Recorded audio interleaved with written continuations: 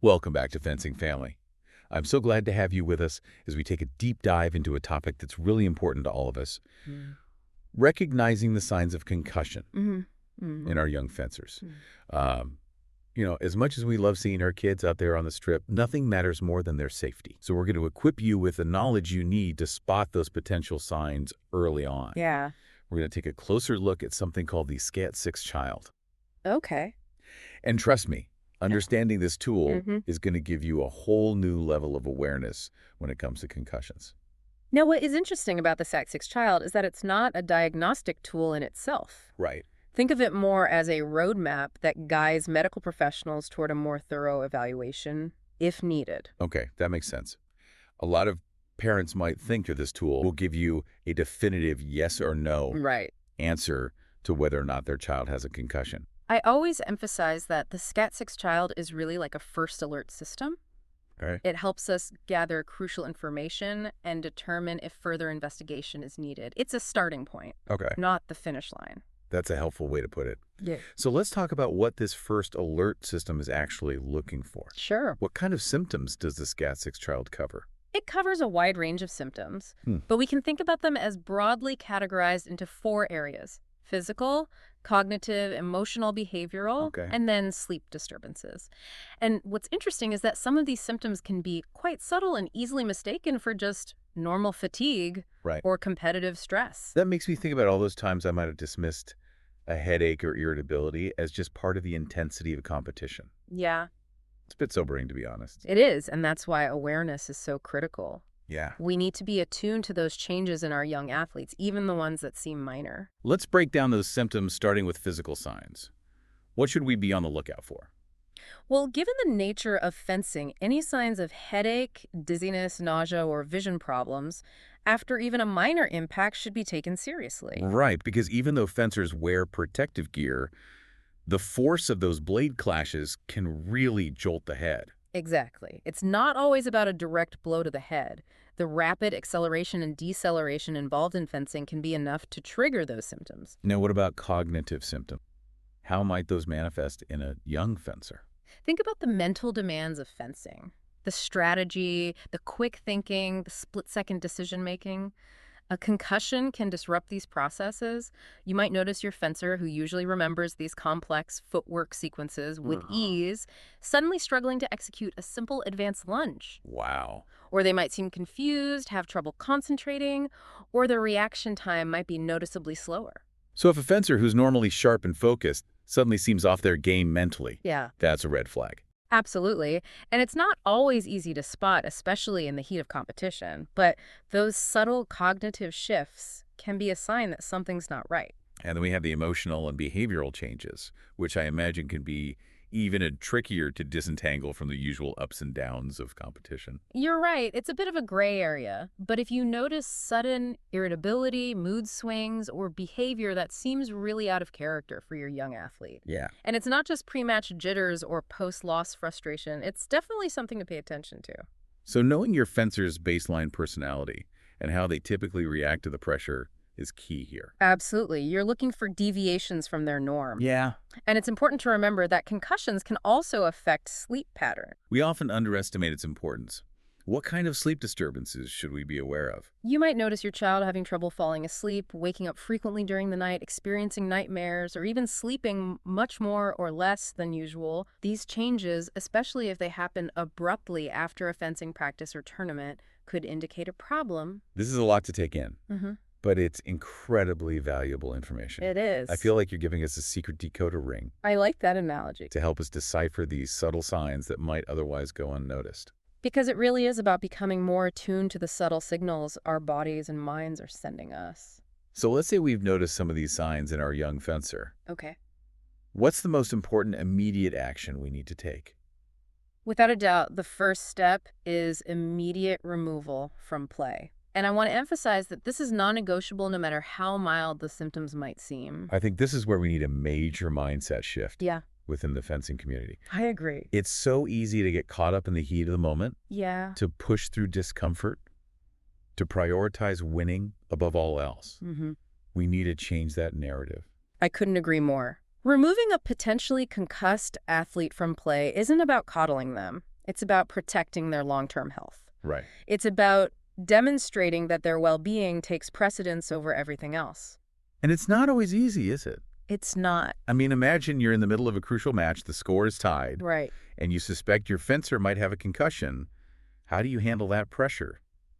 From the fencer themselves, the coach, maybe even other parents. Yeah, you're absolutely right. It can be incredibly challenging, and Yeah. that's where clear communication and education becomes so vital. So it's about having those conversations beforehand, Yes. explaining the risks, setting expectations, and establishing a culture of safety that everyone buys into. Precisely. Because when everyone understands the potential consequences of ignoring concussion signs, Right. it becomes much easier to make those tough decisions in the moment. And remember, folks, we're not just talking about elite-level competition here. No. This applies to every fencing practice, every friendly bout, every time our kids step onto that strip. Safety should always be the top priority. Absolutely. And speaking of safety and looking good while staying protected, I have to give a shout out to our sponsor, Fencing Family on Etsy. Yes. They have the most amazing fencing-themed apparel and accessories I love their stuff. that are perfect for showing off your love for the sport on and off the strip. And their designs are so stylish and comfortable, your fencer will actually want to wear them, which is a win in my book. I totally agree. Yeah. So be sure to check out Fencing Family on Etsy. You'll find something for every fencer in your life, and you'll be supporting a fantastic small business that's passionate about our sport. Now, going back to concussions, let's talk about what happens after that initial removal from play. Yeah. What are the next crucial steps? Well, I imagine seeking medical evaluation would be at the top of the list, right? Absolutely. It's essential to have a healthcare professional who specializes in concussions assess the situation. Even if the symptoms seem to have subsided, a proper medical evaluation can rule out any serious underlying issues and guide the recovery process. So even if your child says, hey, I feel fine now, Right. you shouldn't just take their word for it. Right. Remember, concussions can be tricky. Symptoms can sometimes be delayed or masked, and children might not always be able to accurately assess their own condition. That makes sense. So it's always better to err on the side of caution and get a professional opinion. Exactly. And once a medical professional has been consulted, continued monitoring is crucial. So we're talking about being vigilant in the hours and days following the potential concussion. Yes. Keep a close eye out for any recurring symptoms or new ones that might emerge. Okay. Subtle changes can occur even after a doctor has given the all clear initially. Okay. So we've removed the fencer from play, sought medical evaluation, and we're actively monitoring their condition. Yeah. What about returning to the sport? I imagine there are specific protocols in place to ensure a safe and gradual return. You're absolutely right. Returning to play after a concussion is not a matter of simply feeling better and jumping back in. Right. It's a carefully structured process guided by medical professionals. Okay. And it's vital to follow those guidelines to minimize the risk of re-injury and long-term complications. So it's not a case of once you feel better, you're good to go. Not at all. Got it. It's a step-by-step process, and rushing it can have serious consequences. This brings up another important point that I think often gets overlooked. Providing support to the young athlete throughout this entire process. That's right. They might be feeling frustrated, anxious, or even isolated from their teammates. Yeah. How can parents and coaches help them navigate those emotional challenges? That's a crucial aspect of concussion recovery. Yeah. Reassurance, encouragement, and open communication are key. Explain the reasons behind the precautions, emphasizing that it's not about punishing them or preventing them from fencing altogether, but rather about ensuring they can enjoy the sport safely for years to come. It's about protecting their passion. And it's about creating a culture of support and understanding within the fencing community where young athletes feel comfortable speaking up about their concerns and know that their well-being is the top priority. You know, it's fascinating how this whole conversation about concussion awareness extends far beyond the fencing strip. Oh, that's a great point. Yeah. What do you mean by that? Well, the principles we've been discussing, like recognizing those signs, taking immediate action, prioritizing safety above everything else, those apply to any sport or activity where young athletes are at risk of head injuries. So whether it's soccer, basketball, that same level of vigilance is needed. Absolutely. Concussions don't discriminate. And the more we can spread awareness and promote a culture of safety across all youth sports, the better protected our kids will be. Okay, let's talk more about creating that culture of safety. Sure. That sounds great in theory, But how do we actually put it into practice? Right. Where do we even begin? It starts with education. We need to make sure everyone involved, parents, coaches, athletes, even spectators, has a basic understanding of concussions, their potential impact, and the importance of early recognition. So we're talking about like mandatory concussion awareness workshops, Yeah, informational pamphlets, maybe even incorporating it into coaching certifications. all of the above. The Mm. more avenues we can use to disseminate this information, the better. Right.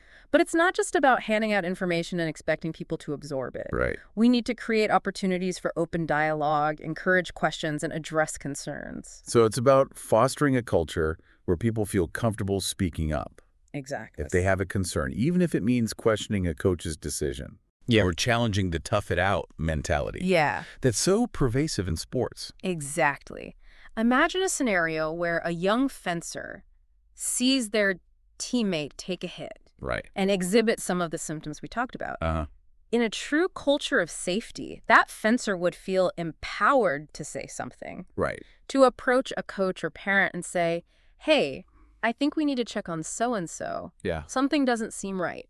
That's a powerful shift in mindset, It is. but it requires a real commitment from everyone involved, Yeah, especially the coaches, who are often seen as the authority figures. you're right. Coaches play a pivotal role in shaping the culture of a team or club. Yeah. They need to walk the walk, not just talk the talk when it comes to safety. Right. They need to be willing to pull an athlete from practice or competition, even if it means forfeiting a match or disrupting the flow of a tournament. And that sends a powerful message to the young athletes, doesn't it? It does. Actions speak louder than words. Absolutely. When coaches prioritize safety over winning at all costs, it sets the tone for the entire team. Yeah. And parents can reinforce that message Right. by supporting those decisions, even if it means their child misses out on a medal or a chance to advance in a tournament. It's about shifting the focus from short-term gains to long-term well-being, Exactly. helping our kids understand that their health and safety are more important than any trophy or accolade. And, creating this culture of safety has benefits that extend far beyond concussion prevention. Oh, wow. It fosters an environment of trust, respect, and open communication, which ultimately contributes to a more positive and supportive athletic experience for everyone. Now, we've talked a lot about the SCAT6 child as a tool used by medical professionals. Right. Is there any value in us as parents or coaches familiarizing ourselves with the specific components of this screening tool, even though we'd never administered it ourselves? That's a great question, and I think the answer is yes for a couple of reasons. Oh. Firstly, it gives you a deeper appreciation for what healthcare professionals are looking for when they assess a potential concussion. Right. It demystifies the process and helps you understand why certain questions are asked, why certain observations are made. It's like peeking behind the curtain to see the wizard's workings. Exactly. Yeah.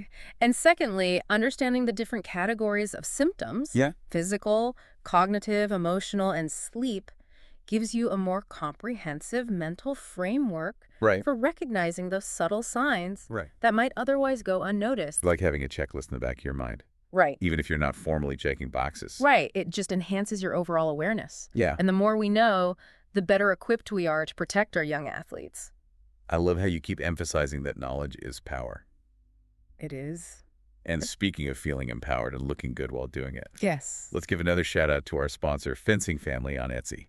They really do have the most stylish and comfortable fencing apparel out there. Seriously, check out their website. You'll find everything from t-shirts and hoodies to hats and bags, I love it. all with awesome fencing-themed designs. And their gear is perfect for both on and off the strip. Yeah. Your fencer can rock their fencing family gear at practice, at tournaments, and even just hanging out with friends. It's a great way to show your love for the sport while looking super stylish. It is. Now, going back to our discussion, it's important to remember that every concussion and every child's recovery journey is unique. Right. There's no one-size-fits-all approach. That's right. Why is it so crucial to understand that there's no cookie-cutter approach to concussion recovery? Because just like fingerprints, no two concussions are exactly alike. Okay. The severity of the impact, the child's age, their medical history, even their pre-existing cognitive or emotional tendencies. Mm-hmm. All these factors play a role in how their brain heals and how they respond to treatment. So we can't assume that just because one child bounced back quickly from a concussion, another child with seemingly similar symptoms will follow the same trajectory.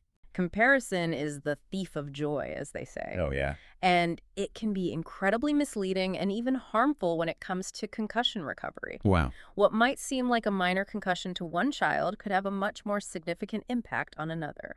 This really highlights the importance of personalized medical guidance throughout the recovery process. Absolutely. A healthcare professional who specializes in concussions can assess the individual child's needs Right. and tailor a recovery plan accordingly. Okay. And that plan might look very different from child to child. So what does that individualized recovery plan typically entail? Yeah. What kind of things might be involved?